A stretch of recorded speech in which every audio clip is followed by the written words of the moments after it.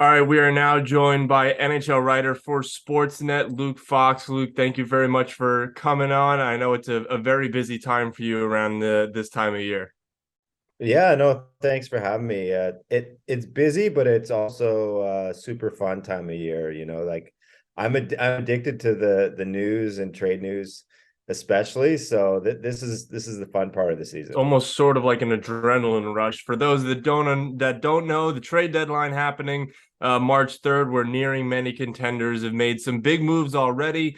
What impact do you think Bo Horvat, the Vladimir Tarasenko, and Ryan O'Reilly trades have on the teams that have acquired them so far?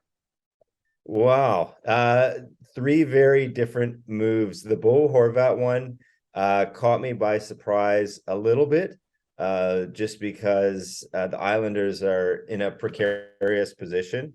To me, this is Lou Lamoriello showing a little bit of desperation, to put it lightly. It feels like this is a guy who's it's become really important for him to chase that playoff spot. Big win over Pittsburgh recently, but they're in a battle with a cluster of teams for the wild card. And if this doesn't go well, it could blow up in his face. Now the key there was trading for a rental and quickly signing him to an extension. And he pretty much handed Bo Horvat all the leverage. So he gets, I believe it was 8.5 million on his AAV, which is a pretty monstrous deal. And from the Vancouver side of it, to be quite honest, I think they sealed the Horvat's fate when they signed JT Miller to his massive extension. And I don't agree with that decision from the Canucks perspective. I think you keep your captain, you keep the guy that's been a career-long Canuck, you keep the guy who plays center and is defensively responsible. That team has issues defending. So I thought it was a poor move back then to bet on Miller over Horvat. But I think they got a decent package, because if you're renting out a player, you want to get the best first round pick available. And with the Islanders in the situation they are, that first will arrive much sooner in the draft. As for the Tarasenko deal, I love it. Absolutely love it. The player looks rejuvenated. Artemi Panarin looks rejuvenated ever since that deal. The Rangers forward core is looking very deep all of a sudden, and scary and frightening. And you factor in the the fact that they have the Vezina winner minding the pipes. All of a sudden, this to me is one of the legitimate Stanley Cup favorites in the East. I think they're going to be a very tough out in the playoffs. Love the move, and Doug Armstrong too. I give him credit.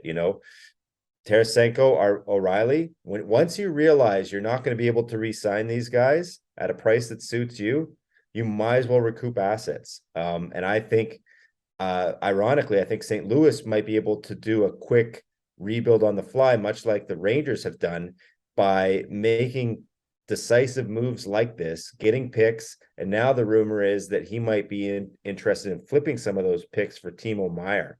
So Doug Armstrong has become a major player at this deadline. And then from the Leafs perspective, I think Ryan O'Reilly and Noel Acciari, I think he shouldn't be overlooked in this deal. I think they tick a lot of boxes for what they need. I did not like their mix in the bottom six. I did not like their center depth. Anytime Austin Matthews or John Tavares went down, all of a sudden they had Alexander Kerfoot playing in their top six. He's best suited to the wing. He's probably best suited to the bottom six. O'Reilly slots everyone a little bit nicer. And right now I'm in Buffalo. Last night, that line of Tavares, Marner, and O'Reilly just put on a show. And so he seems to fit right in with what Toronto needs. Did it cost Kyle Dubas a lot? Absolutely. 4 picks went out the door to get that deal done. He's mortgaging the future. He's in the final year of his contract, but I like the big swing. The window is small for the Leafs, considering Austin Matthews and William Nylander are only signed for 1 year beyond this one. So you might as well go for it. It's bold, but I like it.